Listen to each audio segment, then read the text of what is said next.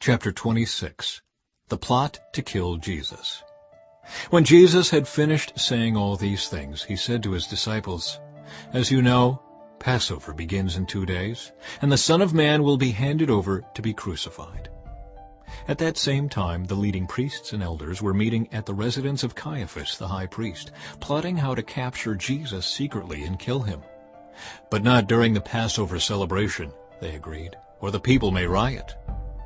Jesus anointed at Bethany. Meanwhile, Jesus was in Bethany at the home of Simon, a man who had previously had leprosy. While he was eating, a woman came in with a beautiful alabaster jar of expensive perfume and poured it over his head. The disciples were indignant when they saw this. "What a waste," they said. "It could have been sold for a high price and the money given to the poor." But Jesus, aware of this, replied, "Why criticize this woman for doing such a good thing to me? You will always have the poor among you, but you will not always have me. She has poured this perfume on me to prepare my body for burial. I tell you the truth, wherever the good news is preached throughout the world, this woman's deed will be remembered and discussed." Judas agrees to betray Jesus. Then Judas Iscariot, one of the 12 disciples, went to the leading priests and asked, "How much will you pay me to betray Jesus to you?" And they gave him 30 pieces of silver. From that time on, Judas began looking for an opportunity to betray Jesus. The Last Supper.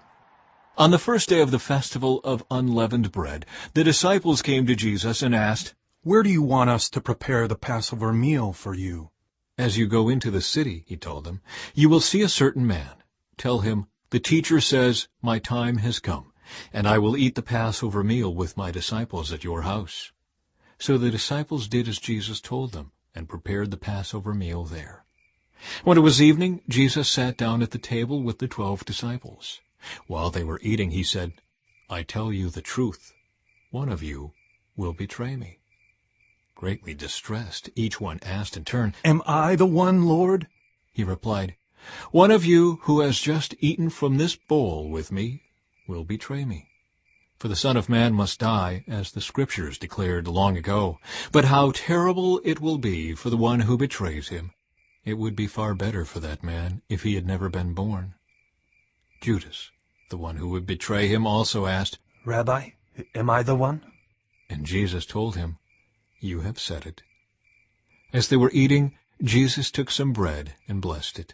Then he broke it in pieces and gave it to the disciples, saying, "Take this and eat it, for this is my body."